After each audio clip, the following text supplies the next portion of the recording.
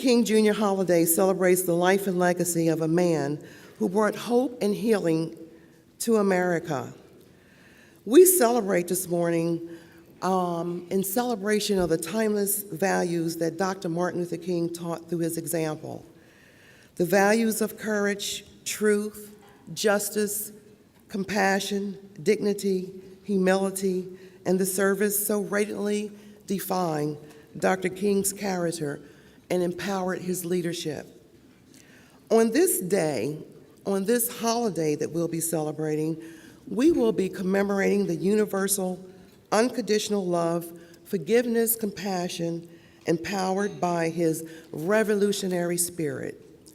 We commemorate Dr. King's inspiring words because his voice and his vision filled a great void in our nation and answered our collective longing to become a country that is truly lived by his noble principles. We know that Dr. King wasn't enough just to talk the talk, but he had to walk the walk. And his words were credible. So as we celebrate and commemorate this day on this morning with our awardees, we want to remember the man of action who put his life on the line for freedom, who breathed threats, who battled his threats through jailings and beatings, and ultimately he paid the highest price that there ever was to make. In recognition of our honorees, we honor the life and contributions of America's greatest champion of racial justice and equality, for leaders that had not only recognized the power and the honor that he left upon us as a nation, but he also was a man who dreamed of a colorblind society, but who also led a moment that helped us achieve the things that we never thought would be possible. Dr. King made this a reality.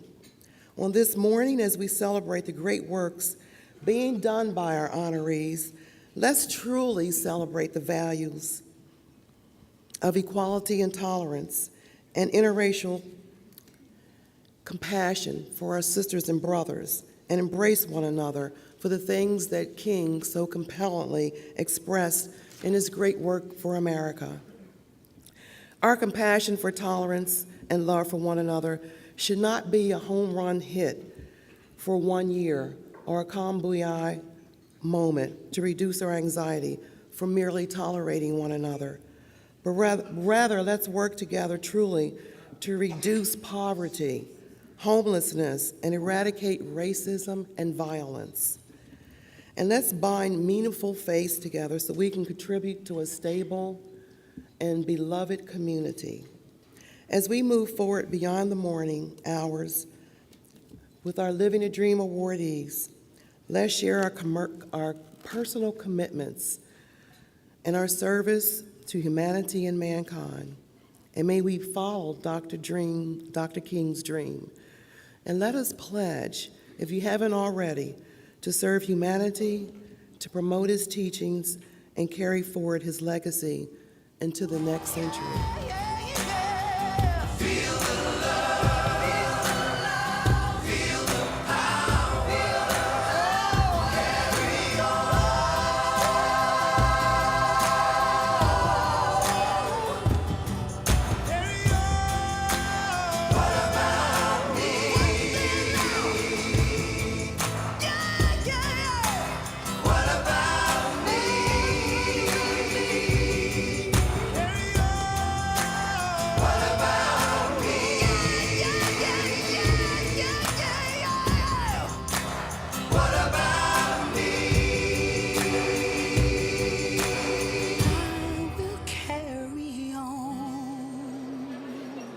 Today, we celebrate.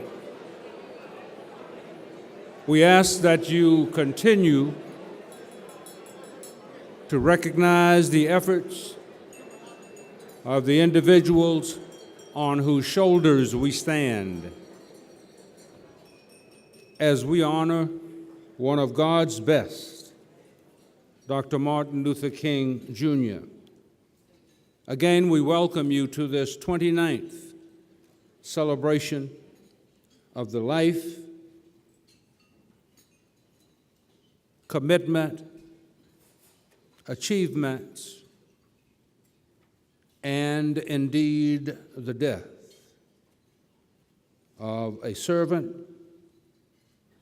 leader, and one who gave it all for us so that we could celebrate. We often refer to that history lost, stolen, and strayed, but we don't want that to be lost.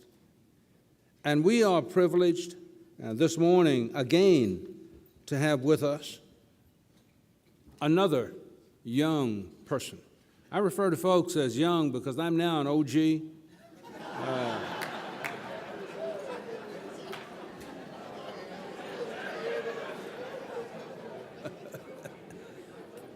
What do we say now?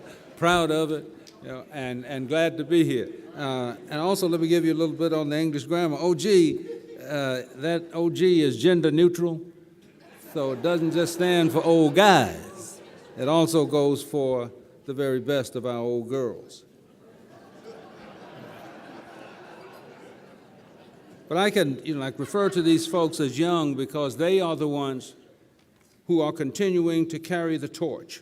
We thank you for your reception of our torchbearers as they came in to start this breakfast activity.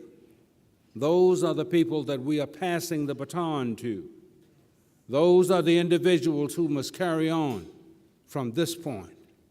Those are the individuals that we are responsible for, and that we need to give the information, the history, the knowledge that we have come this far by faith.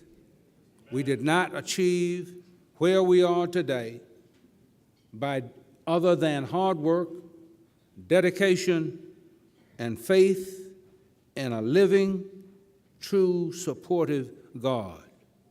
So share with our young folks our history. Let them know that Lift Every Voice and Sing is more than just a song. Lift Every Voice and Sing is a hymn. It is a hymn expressing the trials, the tribulation, the death of those that we martyr, who made it possible for us to have President Barack Obama.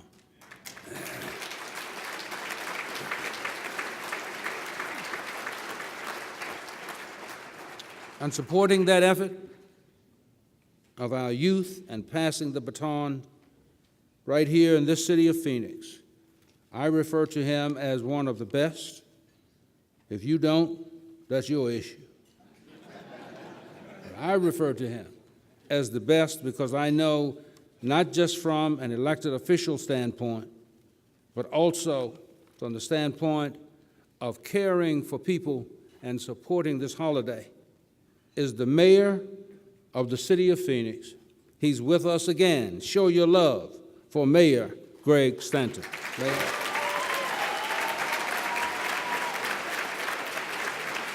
It's no secret that this is one of my favorite events, celebrating incredible leaders who are getting it done in this community. And I leave this breakfast every year just inspired, people who are giving their lives to public service.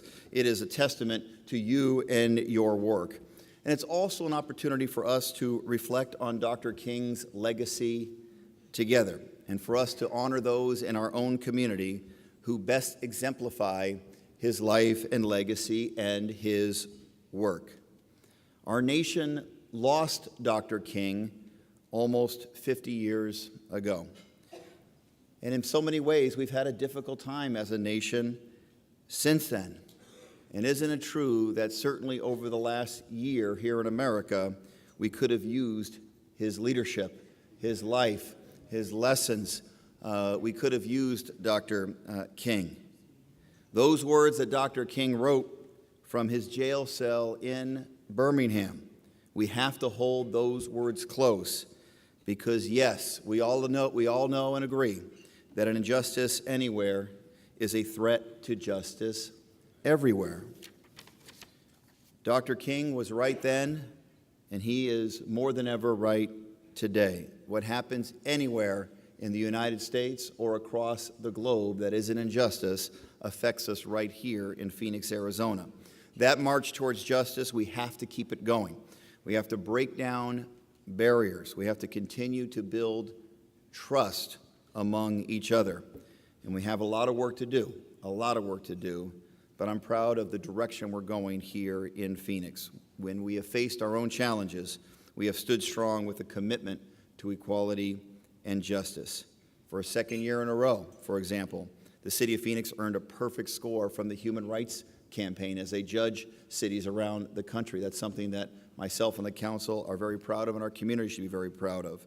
And just yesterday, on Dr. King's birthday, with the leadership of Councilman Kate Gallego and Michael Nowakowski, we unveiled the first sign along Broadway, a street sign that will allow every person in Phoenix to know that it is our new Dr. Martin Luther King Jr. Boulevard across the city.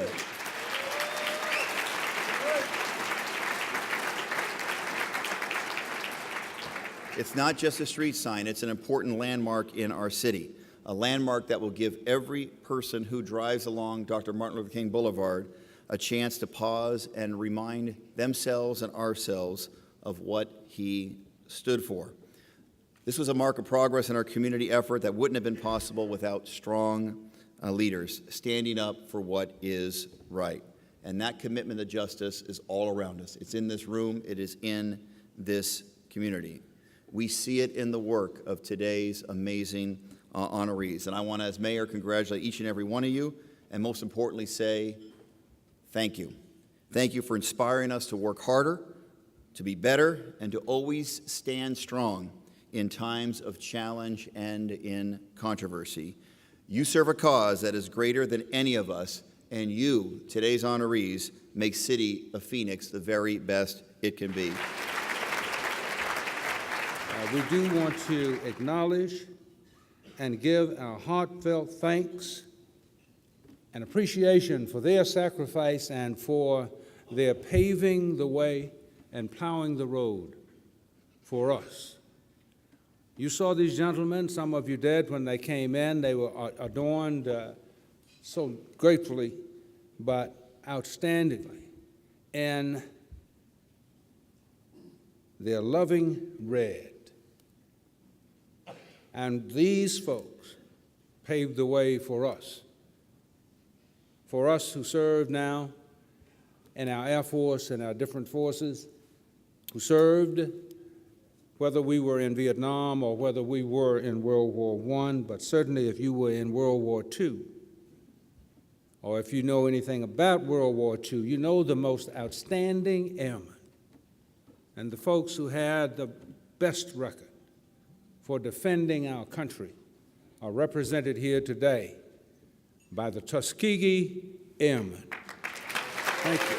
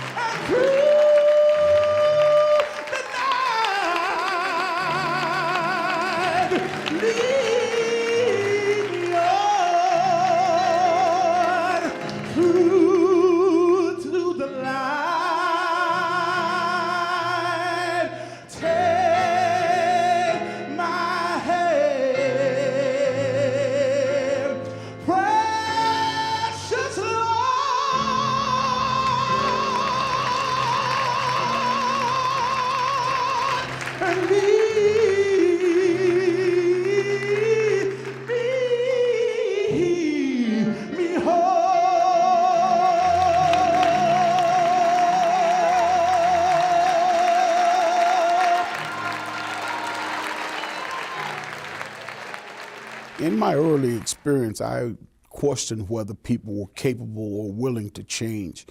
what Dr. King brought into the movement, the struggle for justice and equality, was an inherent belief that if people know better, they'll do better.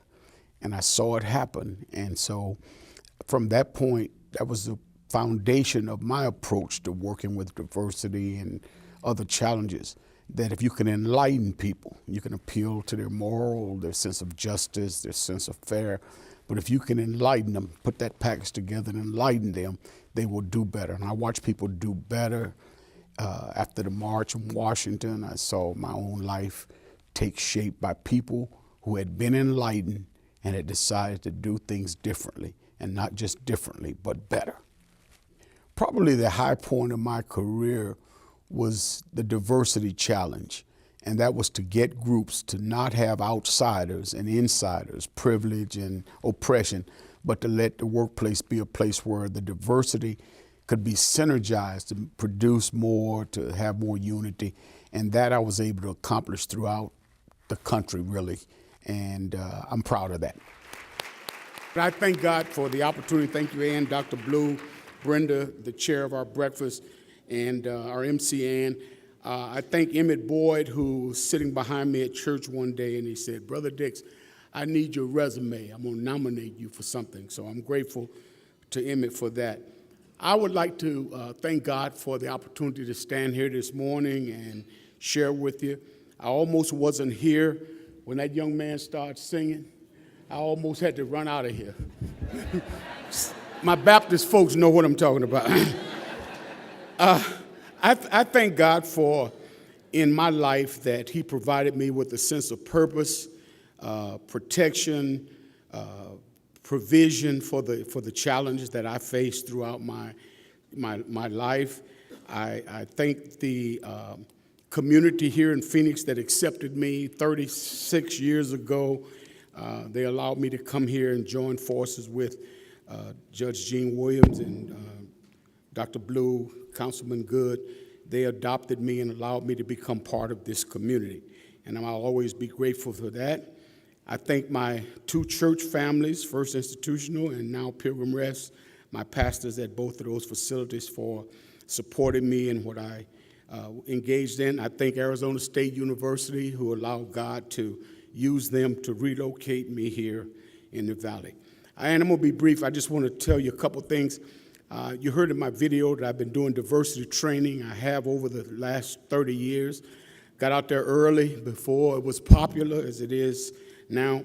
And one of the probably greatest successes that I had was doing law enforcement training. So when I see Ferguson and Philly and all these places, I think about 20-some years ago after the Rodney King situation, I did police training with every sworn officer in most of these cities here in the Valley.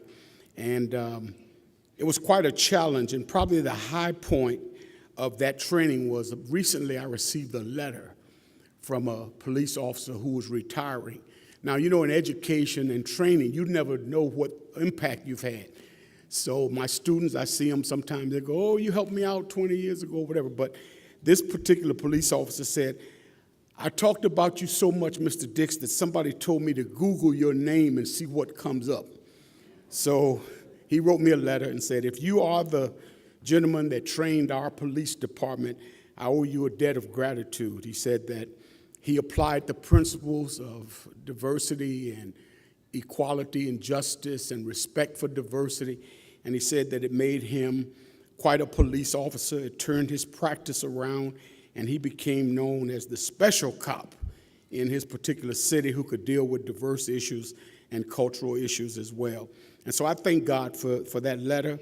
He went so far as to include in the letter, "You impressed me so much, I named my son Clay." So I thank God for that. Let me just mention one other thing, and then I'll take my seat. When I was a young man, it was a turning point or defining point.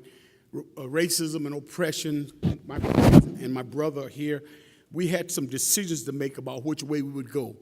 And I had sort of like put Dr. King out on the challenge, if you will. Show me what you have, because I already know what we have. I was attending some meetings and doing some things that were quite opposite from Dr. King. But Dr. King taught me 4 important lessons, and I heard Dr. Blue say we must teach the young people what we learned. So my 4 lessons from Dr. King is that if you have a divine mandate, if God ordains something that its time has arrived and gives you an assignment, if you have a moral imperative, number 2, that this is the right thing to do, and Dr. King showed us what nonviolent protest and resistance is. And then the 4th thing was, if you enlighten people, and you heard me say that in my video, if people are enlightened, they will do better. And so those 4 principles I've kept with me throughout my 50-some years of the civil rights. I had some moments there when the National Black Anthem was playing, and I saw all those people who at one time were my contemporaries, and they're leaving, but I thank God that we had the opportunity to do the things that we did. So I thank each of you, my family, friends, and everybody who came out today, and I love you, and God bless you.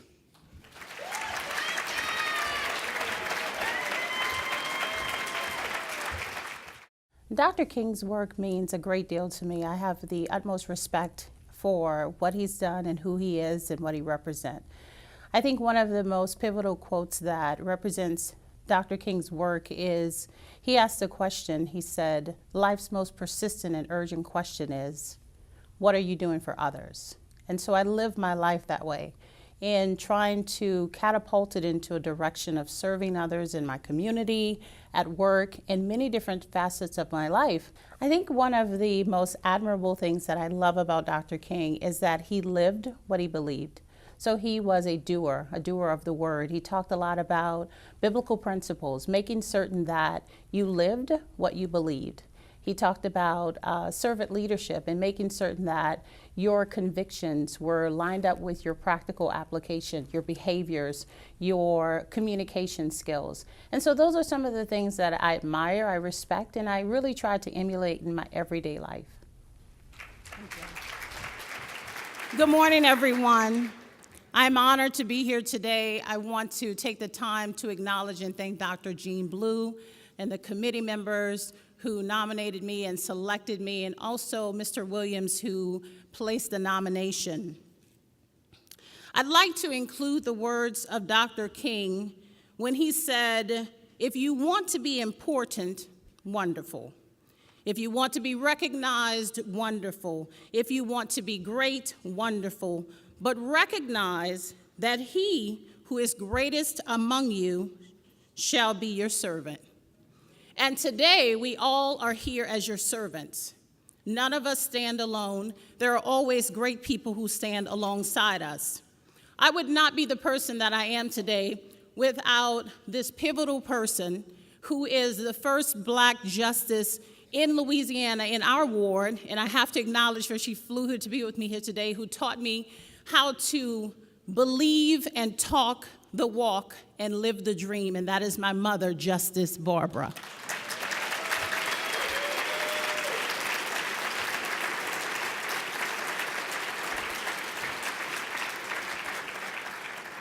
Another acknowledgement and applause to the honorees, my fellow honorees who are here. I applaud you for the work that you do. I think it is wonderful. We have foot soldiers who are along the journey with us. I'd like to acknowledge my friends and family and sisters with the National Congress of Black Women who, along with me, work in the journey. To the Arizona Supreme Court volunteers who work with me as court-appointed special advocates, other organizations that I work with, the Make-A-Wish Foundation, Girl Scouts, St. Mary's Food Bank, and St. Vincent de Paul. I close in the words of Dr. King, who he said, in all that you do, make certain that it is with love for one another. God bless you. I love you all.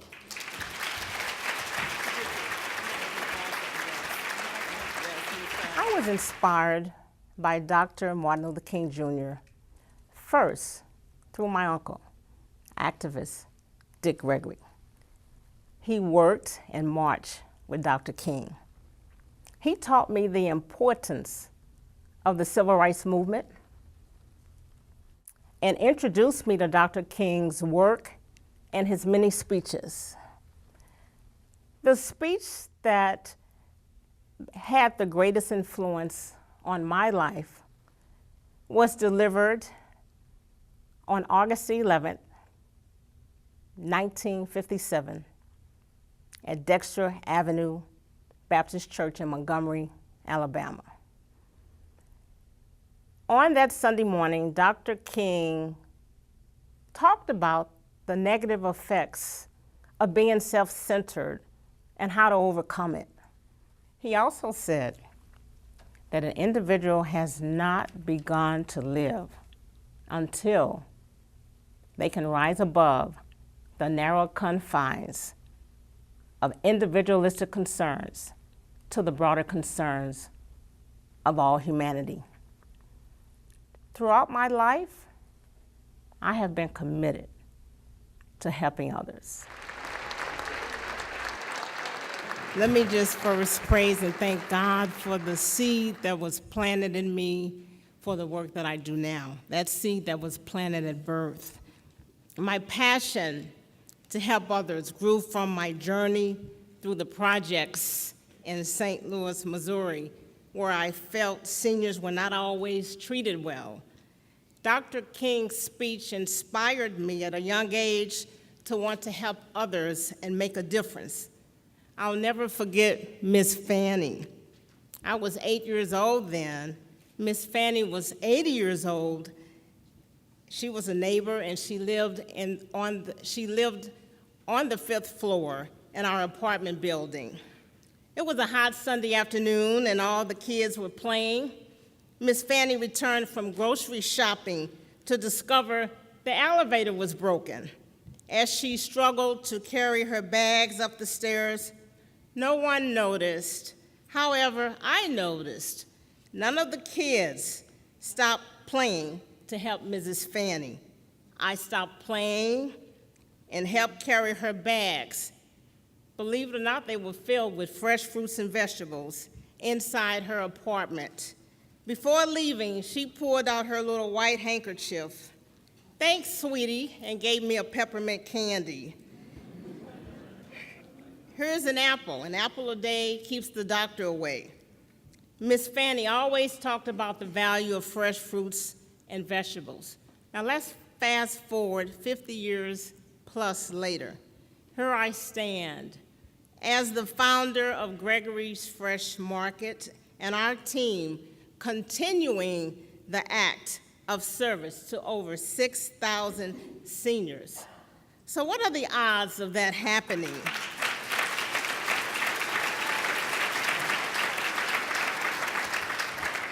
There was a need to provide seniors living in underserved and food desert areas with access to fresh produce. Gregory's Fresh Market, founded 5 years ago, is a 501c3 volunteer organization and a division of Diana Gregory Outreach Services with a mission to enrich lives for others, primarily the seniors, the disabled, and veterans. Gregory's Fresh Market is a mobile farmers market that's basically a one-aisle grocery store that travels throughout the greater Phoenix Valley, providing seniors with convenience. We make it very accessible for them to get fresh fruits and vegetables. We deliver right to their doorsteps.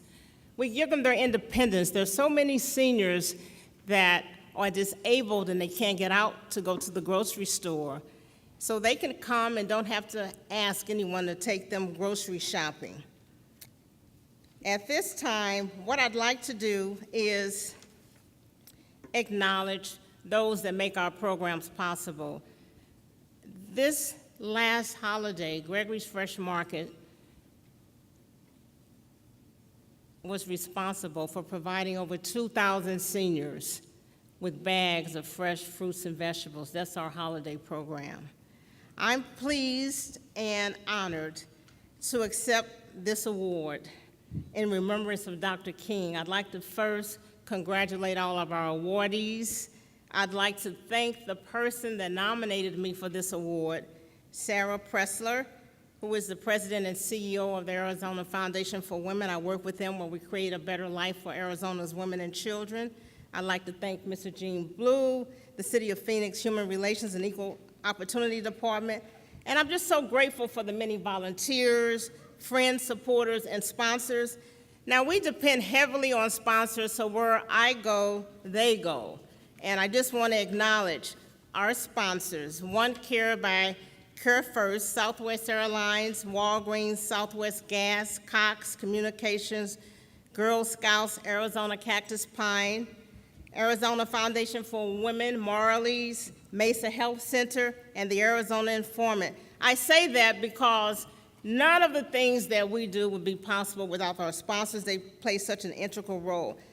I want to thank my friends that are here today to support me, and I just want to say to each and every one of you, thank you from the bottom of my heart for allowing my vision to become a reality. What an honor, what a pleasure, what a blessing. Thank you. Congratulations. Okay, thank you. Dr. King's 1963 speech, I Have a Dream, stood out to me when he said, out of the mountain of despair, a stone of hope. I felt like, that spoke directly to me. So all of the work that I've done with young people has been to influence their lives in a way that they will look at themselves as somebody that is meaningful, that they will believe in themselves, that they will not just succumb to what they see around them in terms of their community and what we see in the media, but they would actually dig into who they are and become a stone of hope for their mothers, their fathers, and their community.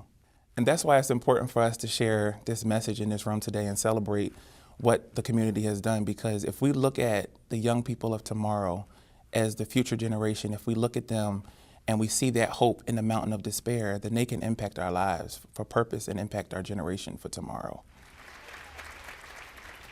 Good morning, everyone. I would have done much better coming up after the solo since I'm a preacher.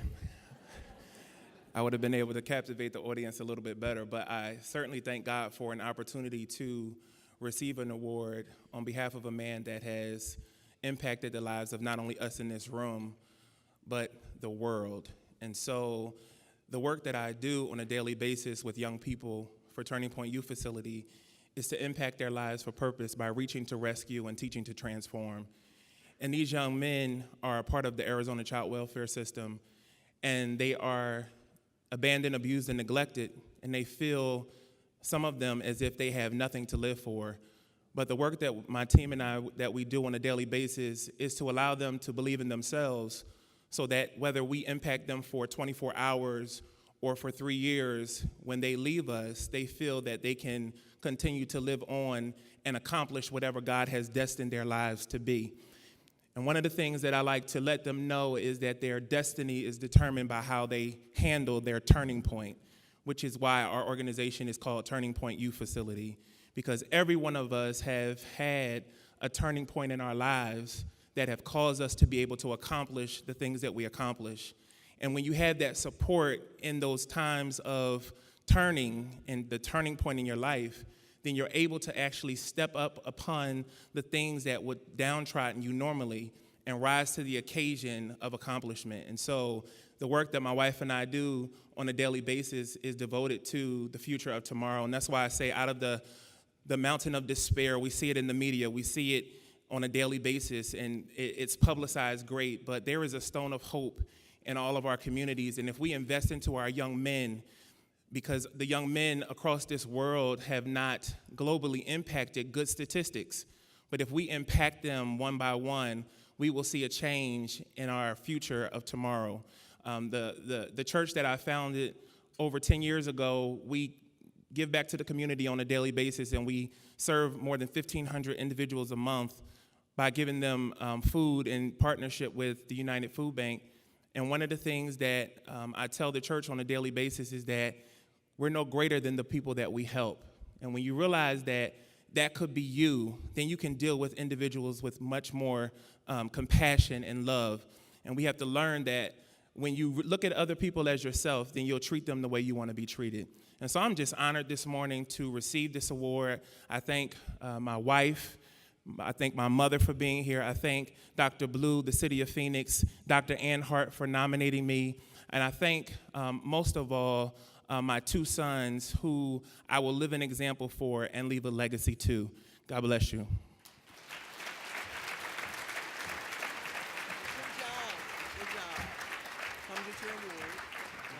Okay, I believe that life is an exploration full of adventure. And that's kind of been my approach to life since I've become an adult.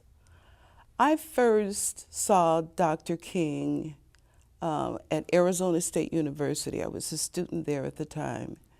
And he came there to speak. And I was absolutely in awe of how eloquent he was in the way he spoke. You could tell he was very genuine in what he had to say. And so it inspired me. And so I took on, kind of as a philosophy of life for myself, two things that he said. And one of those was life's most persistent and urgent question is, what are you doing for others? And so that stayed with me for, well, even up to now. And Dr. King also said that it is for every man to decide whether he will walk in the light of creative altruism or to walk in the darkness of destructive selfishness. Those two in particular inspired me and have carried me through my journey thus far. Oh my God. Oh, I'm still trying to believe this. I feel like taking off my shoes and singing for you. Or my daughters would not want me to say this, but I do this poleless pole dancing. I would love to demonstrate some of that. I'm just so excited. But I don't have room for a pole in my bedroom, okay? So I created something else that didn't need a pole. Okay. I'm just so excited. I need to repeat something that was said in my video. Dr. King, in his profound wisdom, offered us this quote for our consideration. Life's most urgent and persistent question is, what are you doing for others? He also challenged us with, each man must decide for himself whether to walk in the light of creative altruism or to walk in the darkness of destructive selfishness. In light of these two quotes, which have become a part of my daily affirmation, I believe this: life is a series of exploration and discovery, and enjoy that, which gradually unfolds and leads to a clarity of your purpose. That purpose should guide your path through life and in some way be of service to others, making a meaningful difference. I also believe that none of us achieve our goals, our hopes, our dreams without the help of others. And so there are many that I need to thank. I would like to thank my ancestors, my elders, my parents, and particularly my mother, who was a wonderful example for me and my siblings, my loving husband, Adeshina, who walked me up because I was so nervous, who supports me in my never-ending projects. Bless your heart, honey. I would also like to thank my children who are always supportive of me. Tiffany, who is a master teacher. Heather, who just received a new position with Congressman Gallegos, and I'm very, very proud of that. My daughter Camille, who is a material science engineer. I have no idea what that is. I just know it cost me a lot of money, and she's an engineer. My daughter Kimmy, who is my Nigerian princess and the next top model. My children are truly my pride and joy. I would like to thank my grandchildren because they always remind me how important laughter is. So I would like to thank Micaiah, Zaria, and my new grandson, Raheem.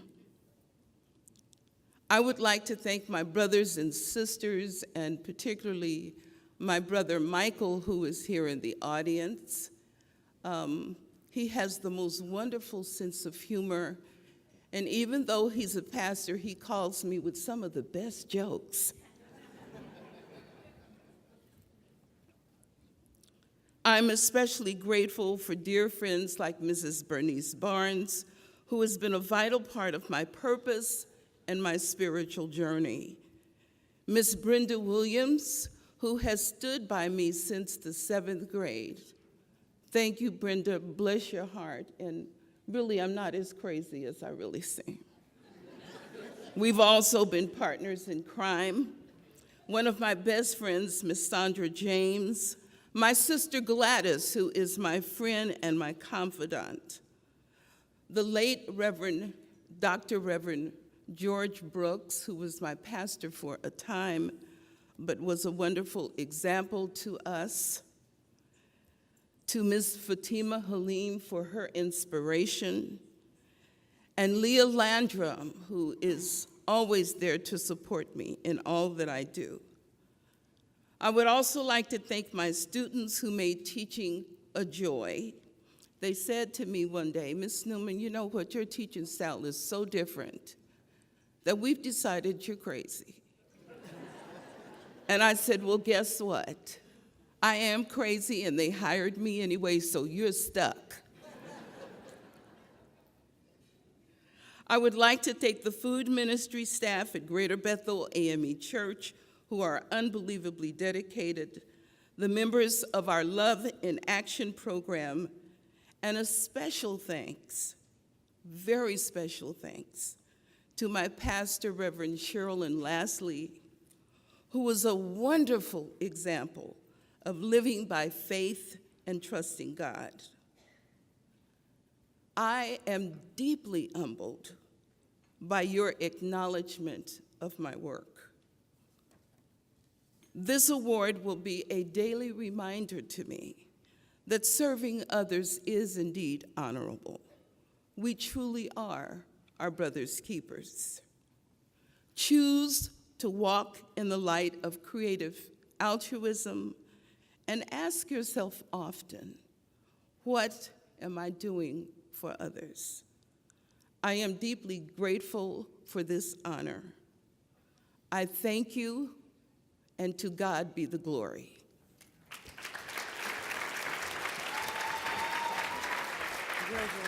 I discovered Dr. King out of a quest. I seen these pictures. I didn't know exactly who he was at that time, but I would always see the pictures at my grandmother's house, at my aunt's house, at neighbor's house, always seeing an image of Dr. King. And I began studying as far as who he was. I was about 9 or 10 years old, right around there is when I first started. And then as I began getting a little older, you know, there were documentaries that came on Channel 8 that I would watch. But going to DC and being in Close-Up program through high school was another way I got close to the history and what happened. I began getting different types of books. I had stories from mentors, you know, people who actually walked with Dr. King. What I learned through my quest was that Dr. King had a gift for working with children, for motivating children, and a vision and strategy to know that these children would change the hearts and minds of America. Good morning. First, giving honor to God, I'm grateful. I'm humbled. thankful for so many people. My mother, my family, the Ramsey Collective is what I call my children. My wife, which is not here.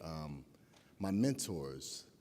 Basically, to Phoenix altogether, what I can say seriously is that you all raised me. I began as a young person here in South Phoenix, where I was introduced to the South Phoenix Youth Center. Thank God for the South Phoenix Youth Center. To the staff that was there, wonderful people. Rod Ambrose, my lifelong mentor. Leah Landrum was there. Fatima Halim came through there. Met Gerald there. Mr. Derek Gray at South Mountain High School. I can fill up the stage with people who have influenced my life. And like I said, I'm grateful. And also grateful for a gift that I was given to be able to work with children and communities and fathers. Thankful to Mr. Gene Blue and James Rodriguez for the Father and Family Coalition of America. Greg Johnson, the Arizona Fathers and Family Coalition. I learned my work through being in my work.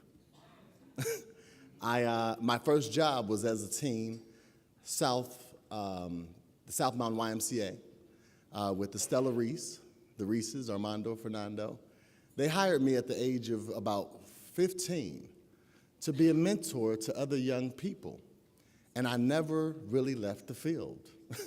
I left jobs because they got me away from young people. But I never left the purpose and the quest of serving young people and serving families altogether. And I thank you, because this is a recognition that does a whole lot for my spirit. It lifts my family. It gives us a fresh breath of air to know that you are recognized. You are recognized. And I appreciate you all recognizing me this morning. I thank you once again. Thank you. Now we're finished our Living the Dream Award honorees, and now we're going to present our Lifetime Achievement honoree. And this is a special award, very special to the ones we just had. So this is our last award, and it represents our ex-councilman, Councilman Calvin C. Goode. I was a senior in high school when I first listened and watched Dr. King deliver his I Have a Dream speech.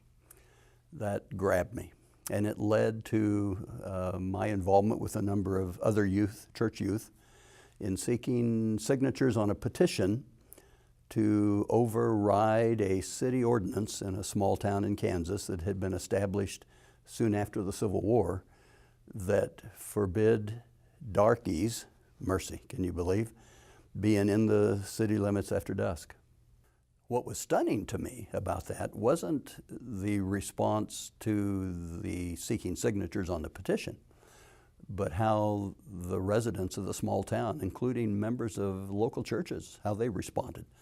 I saw the best and the worst of the human condition, not only in the community, but mercy sakes, even especially in the local church. I'm reminded of the words of the late Bob Hope upon receiving the Medal of Freedom Award. He said, "I know I should be humbled by this, but I also know that I have the strength of character to fight it."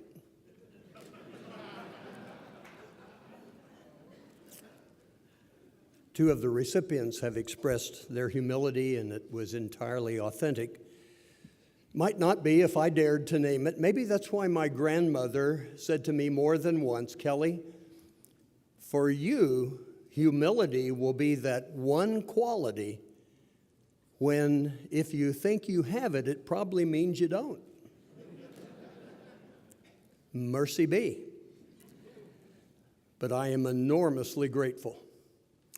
I'm grateful to my friend and colleague, the Dr. Paul Eppinger, for daring to nominate me. I'm grateful to so many who gave and risked so much more than anything I gave or risked. Some of you here in this room this morning, I thank God for you. I'm grateful for our God who is rich in mercy, steadfast in love, abundant in amazing grace. Grateful that Dr. King understood that mercy, love, and grace given social application was about justice.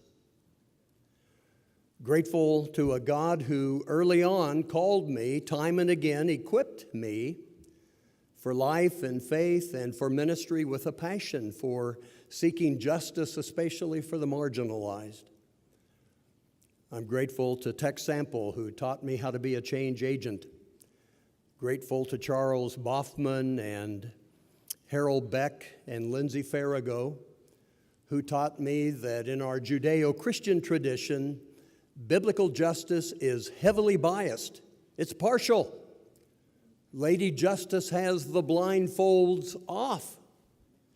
And it's partial in the Hebrew Scriptures toward the widow, the poor, the orphan, and the stranger. Other translations read it the alien. In the New Testament, named as the least of these, the hungry, the naked, I'll paraphrase, the homeless, those who are sick, those who are in prison, and again, the stranger. Mercy sakes, we can fuss and discuss immigration policy and practice these days, but for those of us who dare to seek faithfulness to the book that is the source of our faith, it has to begin with the biblical mandate to welcome the stranger.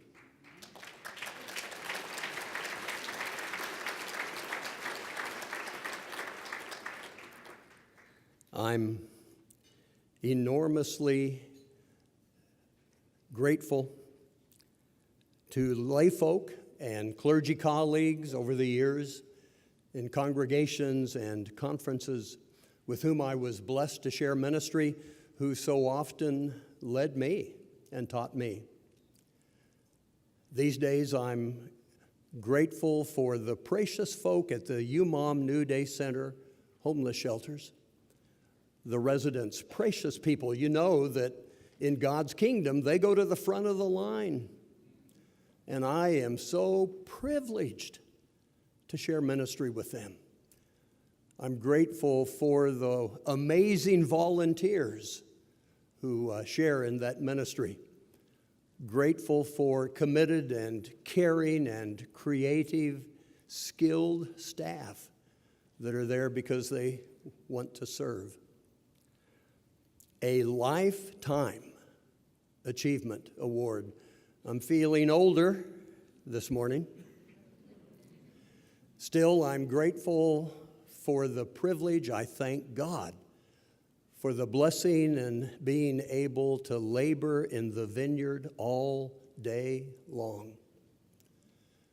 There's still work to be done, and as God gives the grace and the strength, I will, for as long as I have breath, seek to serve. Not because I should. I tried that, it wore me out. Seeking to serve and share and to give because we should made me weary of well-doing. But God has done a good work in me, and these days I'm seeking to serve and share and give, not because I should, but because I want to. I'm grateful, just enormously grateful. Thanks be to God.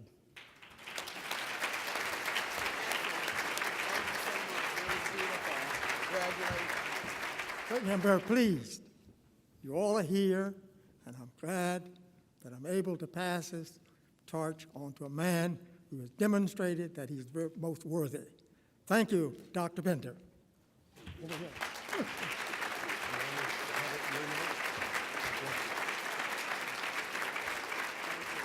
I will be what you call me to be. I say yes. Lord, I agree. My desire, passionately, it is to be what you call me to be, and that's what I'll be.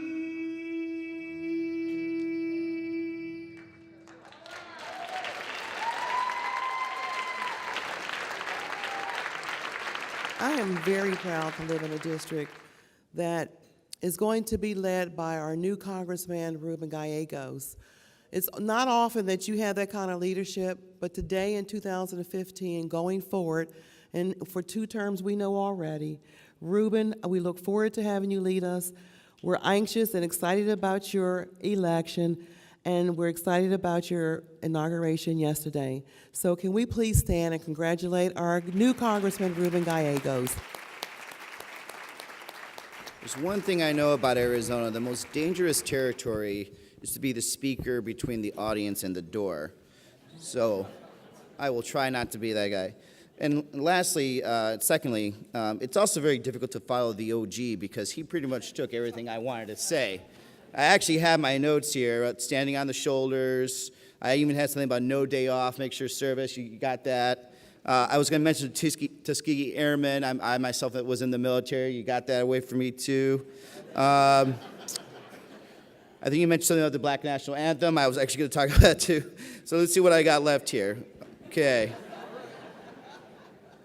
All right, good day. No, just kidding. God bless. I will tell you this, just a quick. One of the most awesome experiences I experienced recently was I got to fly back on Air Force One with President Obama. And the coolest thing, one of the things I didn't get to sit with him, and he, for very good reason, because I'd talk his ear off. But one of the thoughts I had while sitting in Air Force One is that in this airplane, there are 2 men that grew up in the south side of Chicago, raised by a single mom, and now there are 2 of us on Air Force One. And 50 years ago, if you would have said there was 2 men of color on Air Force One, they would have said, are we waiters or are we the valets? Instead, because of the great work of not just Martin Luther King, but just all of these amazing, amazing leaders. And I love the video. It's probably about the 10th time I've seen the video of the Black National Anthem. If you actually watch it, there's a progression of leadership, and it all ends with President Obama being elected. And I think the reason why that is, and this is my interpretation, is because it's to remind us that the only reason that he is there, and the only reason I am here, is because we were created by the history and the legacy and the struggle of people like Martin Luther King, of people like Cesar Chavez.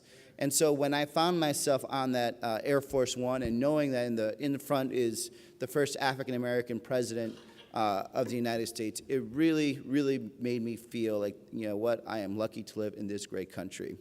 And I cannot say that enough, but at the same time, we know also this country is great, but yet imperfect. And we are always going to have to keep moving towards perfection. And we're never actually going to ever hit it. It's just not possible. But as long as we're continually moving into that perfect idea of where our country should be, of how we treat each other, I think we would be living up to the legacy of Martin Luther King and making him proud.